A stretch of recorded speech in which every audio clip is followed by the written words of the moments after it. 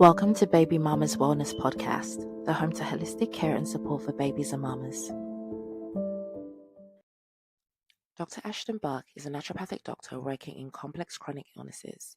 She's currently located in London, Ontario, yet she offers telemedicine across Ontario.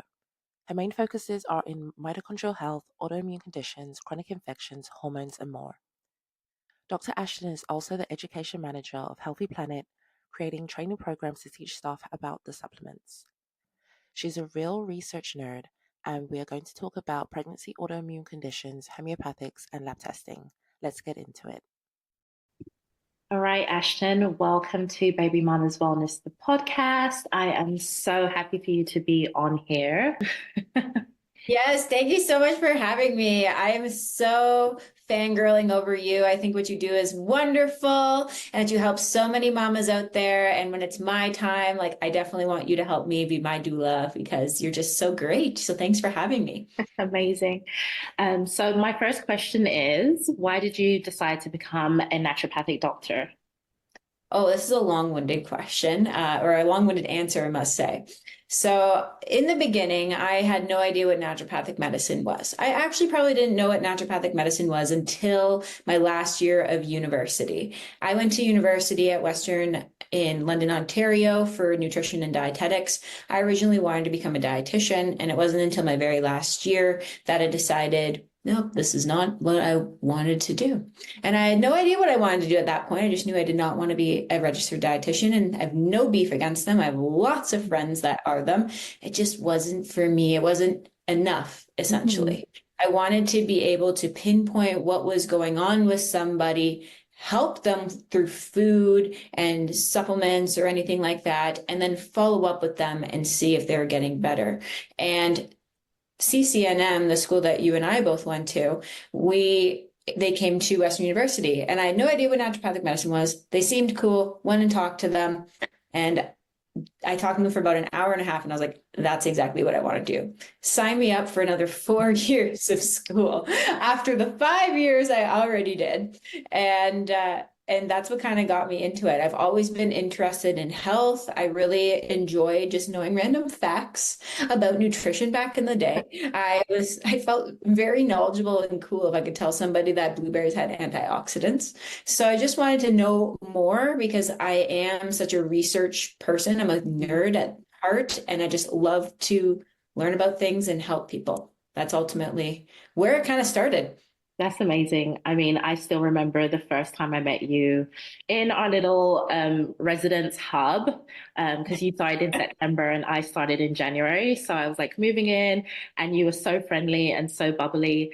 And then I remember when I followed you on Instagram and I just saw you with your fitness and so healthy and so knowledgeable. And I was like, oh my God, this girl has got it together. So I am so glad that we met. And I'm so glad that you are on this path, because I've seen that the work you've done and the research you put into this profession. And even though we both just graduated last year, I can tell you're going to go really far.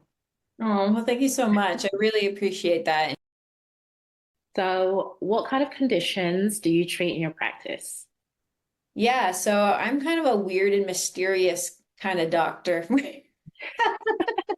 I like to treat complex chronic illness. So that is basically the medical mysteries where people have been to numerous doctors, bouncing around. They can't really pinpoint what's going on.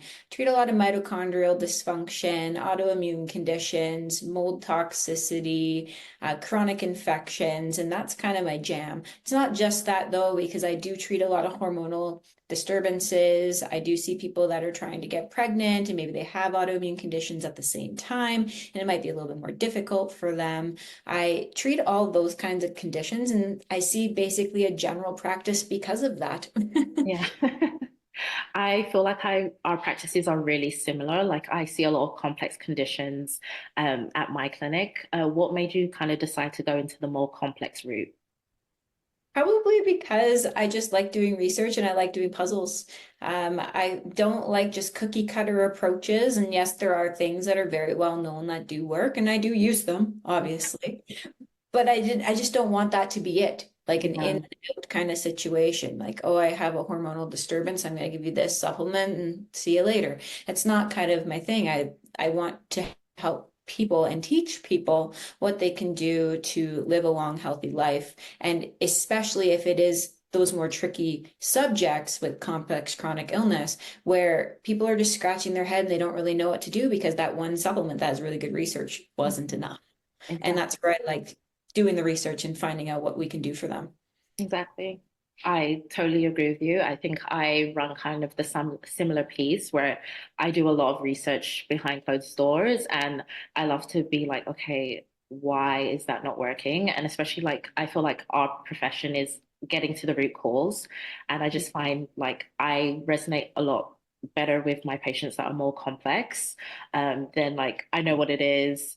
And then I give you that one fix. Even though it feels great that I can treat them, I do like to do investigation work. So I'm glad that I found somebody that I can kind of bounce ideas with, which has been really great. Yeah, for sure. I mean, I know you and I, we both do a lot of testing. We do the comprehensive testings too. So that will look like maybe the stool analysis, maybe a urine sample, blood testing as well. Like we do a lot of the testing instead of just randomly throwing a supplement at you and just hoping that it sticks. If it was as easy as like, this is what's wrong with you, and this is the pill that makes you better, that would be the best. That'd be awesome, right? But Mhm. ultimately, it's not because you were likely deficient in that one particular supplement your entire life. There's something else that's going on that's causing a disturbance that needs to be addressed. Yeah, I agree. So I know Mhm. you did discuss a little bit about treating women that are pregnant. Have you treated any complicated pregnancy conditions? I can't say I've treated too many, but I definitely have. I've seen like Hashimoto's thyroiditis, which is autoimmune hypothyroidism. And this is a common thing too. You probably see that a lot where people are coming in. Maybe they have that because it is a quite common condition, unfortunately, nowadays. Yeah. And it causes hormonal imbalances and it makes it more difficult for people to get pregnant. And then at the same token, if they have the autoimmune hypothyroidism, it increases their risk factor of miscarriage, preeclampsia, conditions like that. So you need to treat the antibodies. A lot of the times when people have Hashimoto's, they're just given levothyroxine synthroid, which is T4.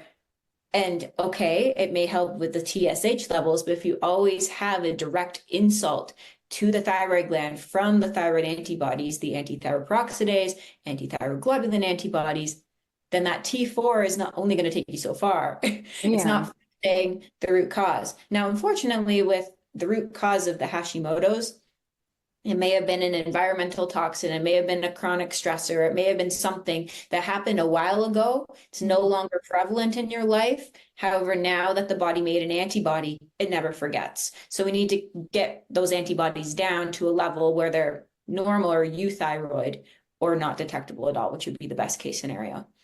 And I feel like a lot of people, especially like early NDs, don't really target like the root cause of like the antibodies.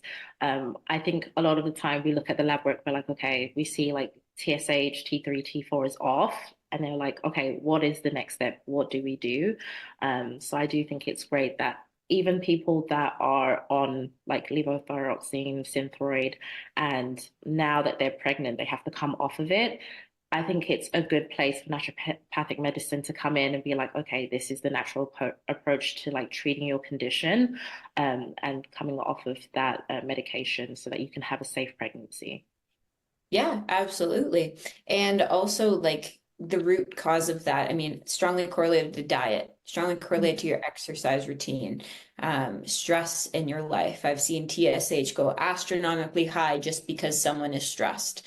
And the stressor also raises the thyroid antibodies that directly insults the thyroid gland. So you're right. We need Yeah, to address the root cause ultimately. Do you yeah. have any favorites that you like to do for that? I know you're interviewing me, but let's have a here, Rachel.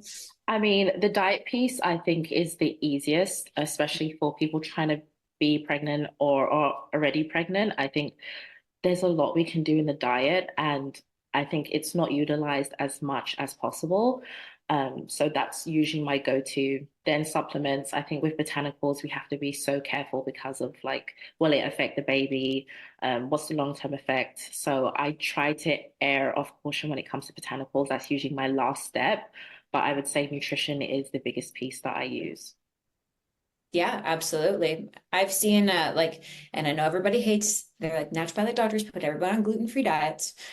I do see it helps Mhm. astronomically.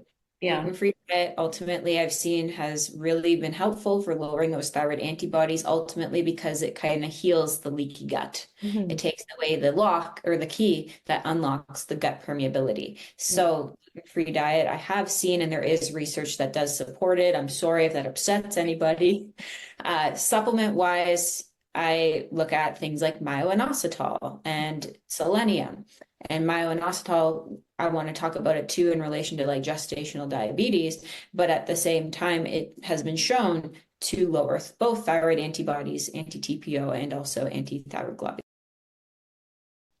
Yeah, I'd probably say like I don't go very botanically for Hashimoto's very often, even like pregnancy or not. It's just not something I normally go more so. Maybe for Graves' disease, sure, I'll look at like things like rosmarinus and also lemon balm, but for hypo, not necessarily. Yeah, yeah, I definitely agree with you. I think gluten-free, casein-free diets is the most difficult thing I recommend. And I think No. with my practice, a lot of people need it. And they're like, do I have to? And like, I think you have to commit 100% when it comes to gluten-free diets. Like even like having somebody that is not gluten-free in your house and they're toasting in the same toaster, it can affect your gluten. The antibodies can react to it. And I think people don't realize that everybody in your household should kind of be gluten-free if you're going on a gluten-free diet.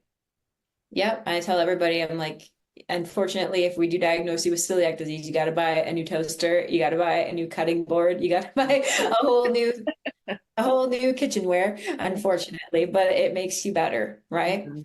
I agree. Yeah. Other conditions I've seen in regards to like autoimmune and pregnancy, because there are people that have lupus, right? So lupus is basically an autoimmune condition where you have auto antibodies, meaning that it attacks your own healthy cells. There's an array of symptoms associated with lupus, and that could be like increased risk of heart attack, stroke, because your blood clots a little bit more easier. In regards to pregnancy, there is an association where people with lupus are more about, I'm going to say a stat, around 30 to 40% of lupus patients have anti-phospholipid antibodies. I'm Mhm. not sure if you talk about that in your practice with some of your pregnancy patients. Anti-phospholipid syndrome is essentially where it increases the likelihood of making these micro blood clots, where these micro blood clots can essentially get stuck in something like the umbilical cord or the placenta, decreasing oxygen flow to the baby, which can ultimately cause a miscarriage or a stillbirth or intrauterine growth restriction, and preeclampsia. So assessing for that, if there is these complicated pregnancy cases, is very important. And it doesn't have to be only lupus patients that have those anti-phospholipid antibodies. It can be the general public as well. And sometimes, not always, but sometimes after someone gives birth, these anti-phospholipid antibodies, they seem to go back down and they like divert and they go back. Wow. I learned something new today, which is a good thing. Yeah. Yeah, and if somebody does happen to have these anti-phospholipid antibodies, because a lot of people, when they go to the fertility clinics, they get assessed for them because if they're really struggling with getting pregnant, we need to find out why, right? They do test for them at the fertility clinics, and if they do have it, then the general recommendation is to be put on a baby aspirin every single day, which Mhm. is typically safe, ultimately to thin the blood to prevent a micro blood clot getting stuck in the umbilical cord, which can possibly cause miscarriages. Yeah. And like there is like other like things that like I'm curious about, like your vitamin D status as well, because that also alters your immune system. And when the Mhm. immune system becomes a little funky, then it can put you more at risk for things like autoimmune conditions. Yeah, that's great. I mean, I remember in my internship here with Dr. Troscott Brock, she would always recommend baby aspirin for my patients that were pregnant and were having miscarriages, and probably they had high anti-phospholipid there. So I think that's really interesting. And now I'm kind of like piecing it together, like, oh, maybe they are having like mini blood clots, and that's why the pregnancy wasn't holding. Yeah, for sure. And it also is not only associated with just like the baby too, because that increases the mother's risk of like TIAs, transient ischemic attacks, like mini strokes and things like that, heart conditions too. So it's safety for mother and also the baby. Yeah, I agree. Hmm. Awesome. So I know we both are research buffs, as discussed. What are some of your naturopathic treatments that you use for gestational diabetes? I mentioned the myo-inositol. It's probably my number one thing that I use because there is pretty good research on it. There is a systematic review done in 2023 and then another systematic review done in 2019. And both of them showed that it was beneficial for supporting gestational diabetes and it's kind of regulating that blood sugar as well. And the therapeutic dose of that, this is not construed as medical advice. This is just for educational purposes only. And I'm highlighting what was said in the research articles. It was 4 grams per day, but they paired that with folic acid. Now, I don't love folic acid by its like the actual folic acid. I would prefer a methylfolate, so methotetrahydrofolate, or a folinic acid. Those are the types of folate that I would prefer anybody that's pregnant or just anybody in general to take, to be honest. The cells know what to do better when it's in a methylated form. Yeah. But what I've also shown, like not even just in gestational diabetes, but also type 2 diabetes, there is an article looking at myo-inositol in comparison to metformin, and it was almost comparable for stabilizing blood sugar levels overnight as well. And that's at 4 grams per day as well. And myo-inositol doesn't have to be really expensive. There's all these different brands out there. There's different kinds. There's myo-inositol and then there's D-chiro-inositol. The research suggesting that it mostly is just the myo-inositol that's showing that benefit rather than the D-chiro. So typically I only recommend the myo-inositol. I agree. I definitely use myo-inositol mainly in my practice for gestational diabetes. I love methylation. It's now I know you're a methylation buff. It's so fun to actually piece it together and see. And so I always recommend like a B12, methylated, unless you have the comp gene, then you'd want hydroxy.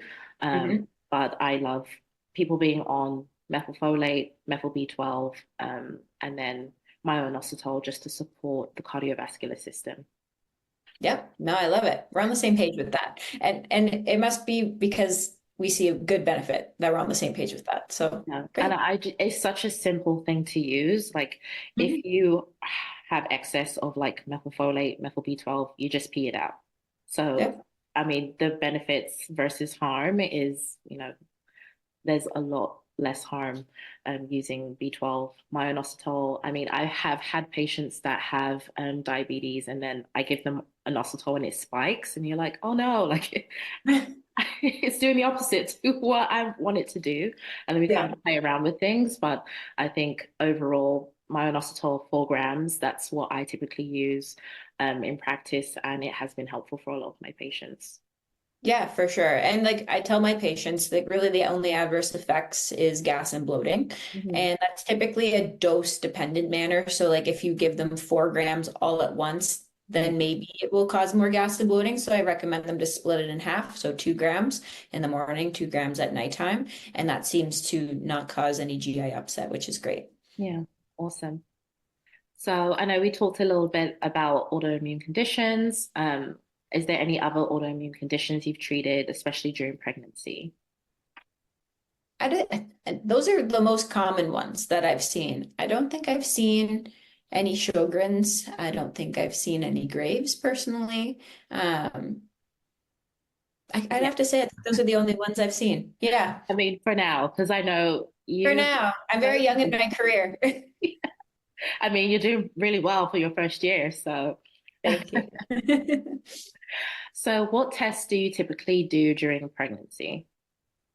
Pregnancy, I do kind of like a full body assessment. If they haven't had blood work done in a very long time, I'm like, we need to almost look at everything. So that's like CBC, ferritin, B12. You can do a full iron panel as well. You want to make sure that these patients are not anemic by any means, because ultimately now they're going to need to support another life. So they're definitely going to need to transport oxygen to not only them, but now to the baby as well. Yeah. You want to check their blood sugar levels. So looking at their fasting glucose, fasting insulin, and their A1C. Now the A1C is a little iffy because that's how we diagnose diabetes. However, if someone's fasting insulin is extremely high, I've seen this personally in practice where the red blood cell does not survive the 90 days that it normally should because of all the excess inflammation. And when the blood cell cannot survive the 90 days, it decreases the A1C because the hemoglobin is low.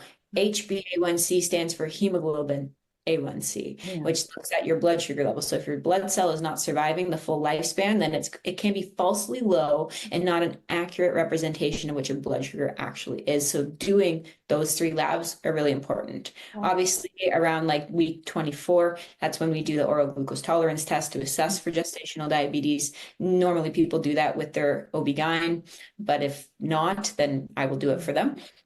Looking at their cholesterol panel, looking at their full kidney function, liver function, B12, folate, magnesium, vitamin D. These are all things that I all screen for when someone's like considering getting pregnant, and then definitely if they are pregnant.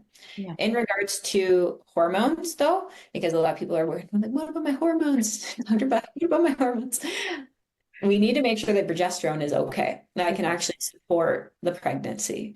Looking at your estrogen, looking at your progesterone. Now, depending on if somebody is pregnant, then I absolutely want their progesterone to be a little bit higher until at least the second trimester. That's when estrogen kind of takes over.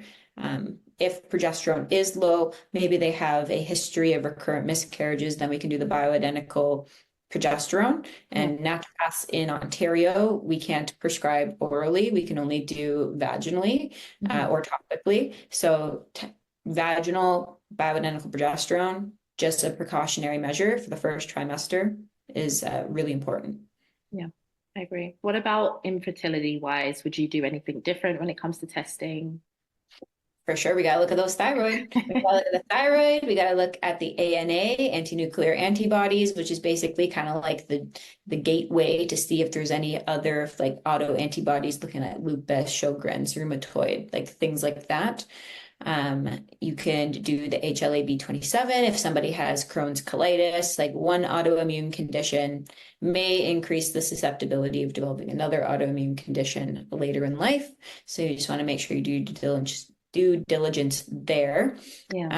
In complex like fertility cases, maybe they did a blood panel of their hormones and everything came back fine. Then I will usually recommend like a dried urine sample, like the Dutch test, because it tells you a 24-hour representation of the hormones. It can tell you the different types of estrogen metabolites, all of your androgens, all of your progesterone, cortisol. It can tell you all of that, which is really in-depth. It's pricey, and that's the downfall about it. But if people really want to get pregnant and they're not getting much luck with their blood work values, I think it's worth the investment. Yeah, I definitely agree. I have looked at like some Dutch tests when I really am stuck and I'm like, okay, what's the next step? Another thing that I really do like to test is AMH, because I think a lot of people miss this one. And it's not like commonly like told to us during school. So I think it's one of those things that I like to add on as well when I'm like, okay, what is going on? So I definitely use all of the tests that you described, and I find that typically something is off, and once we're able to find like the root cause and treat it, fertility is not an issue. And then another thing is male infertility. I think that's also like not touched upon a lot of the time. So you can be completely fine and then it ends up being your partner that is not fertile. So I think that's another thing that I like to ask once I'm close to a dead end. I never like to say that it's a dead end. I always feel like there's something we can do, but when I'm like, okay, I'm not too sure what's going on, then I like to then move on to the partner. Oh, yes, takes two to tango. A lot of the times too, I'm like, does your partner smoke a lot of weed? Yeah. And the answer often is yes. Yeah. And I'm like, that makes dopey swimmers, right? So, Yeah. so it takes two to tango, and it's not always the woman's fault. And that's where there's a lot of pressure on them, and it's not always the case. Yeah. And I always invite like couples to come in together, and we can talk about dietary things, we can talk about lifestyle changes, like even home care products. So like your laundry detergent, your dish soap, your personal care products, if they have endocrine disruptors in them, toss it. It was $3, get a different one. It's like worth the $3 change. And I know that everything's expensive nowadays, and I'm aware of that. And those home care products can be a slow change. It doesn't have to be like replace everything right this second. Yeah. It can be, okay, I'm out of my laundry soap. Now I'm going to go buy a more hypoallergenic, like non-toxic laundry soap this time, right? It's like as things run out, then replace it with better things. I agree. I definitely agree with you. It doesn't have to be like all of a sudden, No. like chuck everything. But I mean, but I do think with time, especially if you want to go the naturopathic route, more times than not, we will recommend some lifestyle changes. Totally. Absolutely. So, what are your top 5 naturopathic tips you would recommend for women looking to become pregnant? Test, don't guess. You need to go do your blood work. Just make sure that there isn't anything underlying. And we can look at things like thyroid, your hormones, bodily cardiometabolic function, like everything. You don't need to do the comprehensive tests right away. You can find otologists through blood work, which is generally more affordable. If somebody is coming off of birth control, to give yourself at least 6 months. Like come off of birth control 6 months before you intend to start trying, just in case that there is any hormonal imbalances from post pill or post shot. We need to assess that.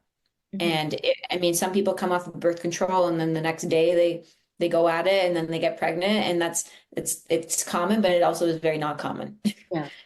So instead of going through the motions and getting frustrated and discouraged, like give yourself that grace period.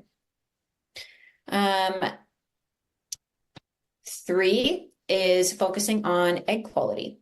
Egg quality and sperm quality supplements are really underrated in my opinion, because it's not only when it's like sperm and egg, it's ultimately cellular health. Yeah. And when you have better cellular health, you're going to feel better, you're going to function better, your body is going to have more energy if we support the mitochondria. Time and time again, I've heard from people going to the fertility clinics and maybe they've had a failed IVF because the mitochondria wasn't strong enough. Yeah. So you need to support the mitochondria, supplements to support mitochondria. Rachel and I love talking about this. Coenzyme Q10, L-carnitine, phosphatidyls, so phosphatidylcholine, phosphatidylinositol, phosphatidylserine, and then there's phosphatidyl E, and I can never say it. So phospholipid complex, all these things are going to help support egg quality and also sperm quality and overall cellular health. So don't overlook those aspects. Really, if somebody is struggling, another thing we didn't talk about is looking at gut health. Yeah. If there is gut dysbiosis, if there's parasites, candida, SIBO, anything like that, that alters the immune system. And when the immune system is a little bit funky, as I've said before, then it can be more difficult to get pregnant. So working on gut health, so looking at your diet, looking at exercise. If there is any food sensitivities, can we adjust that? Can we decrease inflammation? Like working with a naturopathic doctor, functional medicine doctor, dietitian to really get your gut health in check is very, very important.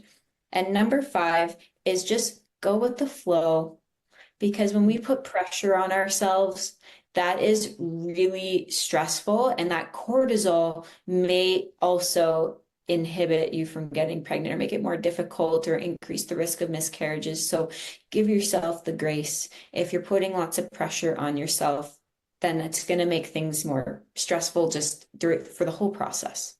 Yeah, I agree. Yeah. I love Mhm. that. Yeah, Awesome. there's a lot there, and I just came off the top of my head. I didn't read that off nothing. I mean, I love it. I mean, especially with the gut piece, because I think a lot of the time people think it's mutually exclusive. I see you as the gut queen and all the mold toxicity. It's not something I like dived into until like I started working at the natural care clinic. But I will say like sometimes I do go on your Instagram and see like what you write, and I'm like, okay, I'm gonna add that to my treatment plan. So what would be the things that you would do for like mold toxicity, environmental toxicity? So with mold toxicity, I don't treat people for mold until they treat the mold in their house. Okay. That could be, it's difficult because if the mold was not coming from your house and the mold is coming from your workplace, Yeah. then that is even more difficult. But at the Mm. same time, we can complain and we can hopefully get some change. They identify the mold as in the house or in the workplace, what you can do is you can order an ERMI home test kit. That's Okay. ERMI. ERMI home test kit, where you basically like vacuum and swab the areas, and it'll detect if there is particular types of mold present. Different types of mold may produce different types of mycotoxins, and different type of mycotoxins can affect the body system differently. So once you get that tested, you bring in the mold remediation company and it's gone, then I'm ready to treat you. To treat you, you always got to start with the nose first. If you think about it, you're breathing that in. The microbiome in your nose is completely different than the microbiome in your gut, and treating the nose is number one. And then we can look at things like oral antifungals, binders, and cellular kind of things that help get the mycotoxins out from the fat cells so that you can get rid of them effectively. Yeah. Oh, amazing. Yeah, that is like not my area of expertise. I always like I just learned so many new things and way to test. Yeah, the ERMI home test kit will tell you like if there is mold in your house, really. And then to find out how much mold is in you, Yeah. in Ontario, unfortunately, we can't order the mold mycotoxin test, which is a dried urine sample, which I wish. But we can order an organic acids test, which can tell Mm. you your toxic load of mold. So that's typically what I do is I order in organic acids, and then we see like how much mold is in your body, and then we can retest to make sure that our interventions are working, that it's going away. Amazing. Mhm. My second to last question was, I know you posted this today, so homeopathics. Um, Let's I talk about it. I love homeopathics. Me too. I didn't appreciate it until like recently, and now I'm like obsessed. So what would be your top homeopathics for pregnancy, labor, delivery, peds? Oh, interesting. So typically, because I actually don't see a lot of peds in my practice, and I always ask you for help. It's just because of my training, I chose to do the oncology kind of like complex chronic illness pathway, and you chose more of the peds, and that's why I'm like, Rachel, help me with peds. I know the adult immune system so well, but the Mhm. pediatric immune system is different, Yeah. and that's an area that I want to dive into eventually for sure. In regards to like pregnancy and like kids stuff though, the kids that I see, I see a lot of ADHD. And I find that chamomilla is a staple. Staple. Look at that. It gave me a thumbs up to the chamomilla. Yeah. Chamomilla I find is really good for the kids that are hot and cold, very like outbursty, but then want your attention. And as soon as you give them attention, they push you away, and very like can't pay attention to things. That's where I find chamomilla works really good. Berry-out-of carb is another one that I like to do for developmental delays. And this looks at things like pandas and pans. Pandas is basically pediatric associated neuropsychiatric associated with streptococcal infections. And that's where we see brain inflammation. And sometimes we can see those contrasts of moods, and then also developmental delays. And berry-out-of carb seems to be really effective for that. And then also things like China. China, I like using for lots of outbursts, more aggressive behavior, maybe the kids biting. That's where I like to use China for too. Nice. Yeah, I love homeopathics, and you can use it for all different kind of things. So I really love like cauliflower and simicifuga for inducing labor, stored labor, breech. I love pulsatilla when, people are getting a little bit whiny, close to like, I don't want to, oh, I'm scared. And then you want to give them pulsatilla. Yep. I definitely like Calibic for low back pain during labor and delivery. And then you can use like all these kind of like different things. Ignatia, if they've like had a miscarriage and they're kind of having like grief over it. So I love Yes. ethics. There's so much you can do, and it's so effective, and it's really safe to use. Yep. So yeah. Yep. I use them all the time, more so for like mental, emotional conditions. Yeah. I do a lot of grief homeopathics, so I call it the unfortunate remedy, Staphysagria. I use that a lot when there is like a lot of repressed anger and no association with like the lower half of their body. I give them that one. Ignatia is another one where there's like a mixed depressive. Nat myrrh, when there is that like bitter, holds it inside. I use that a lot. So I do love homeopathics because they just work so good. Yeah, I agree. And then my last question, I always end off asking my practitioners, given your experience as a naturopathic doctor, what kind of support do you feel is missing in healthcare regarding pregnancy and postpartum? I would definitely say the mental emotional support. And this is where like birth doulas really come in my opinion, because they think it's like all leading up to one climactic point and then they have no more support after that. Yeah. And after that point, they need that constant support. And that's where I find doulas really are that missing piece. You can go and see their doctor, their naturopathic doctor, to make sure that they are getting the proper nutrients, the breast milk supplies coming in, and like lab wise, blood work wise, hormone wise, everything is okay. You can go see us, you can go see medical doctors to make sure there isn't any complications. But that mental emotional support, where sometimes people don't want to go talk to a therapist because like it won't really help. Yeah. You are with them the entire time. And now for you to still be with them afterwards, I think that is so important and so cherished. Yeah, I agree. I mean, I think that's why I decided to go into the doula piece. I think it's just a missing link. And I even feel like the great part about being like a naturopathic doula is that I get to do a lot of the other naturopathic stuff, but then I also get to do like the emotional piece that is missing. I think the community piece is really missing with people that are pregnant, and especially postpartum, because like I think there's so much like hype towards like having the baby, and then when they have the baby, they're like, what the heck? Like, what am I supposed to do with this baby? Yeah. Like postpartum depression and postpartum anxiety and health, your body changes, your mentality changes. So I definitely agree with you that is one of the missing links that I feel is missing in the perinatal sphere. Yep. Same page, as always with you. So we're going to end off the Baby Mamas Wellness podcast. I want to thank Ashten for joining me. I'm so grateful. Thank you for tuning into Baby Mamas Wellness podcast. I'm so excited for you to be a part of the Baby Mamas community. If you like this podcast, hit subscribe to hear more. You can also follow our Instagram page at Baby Mamas Doula or visit our website at babymamasdoula.com.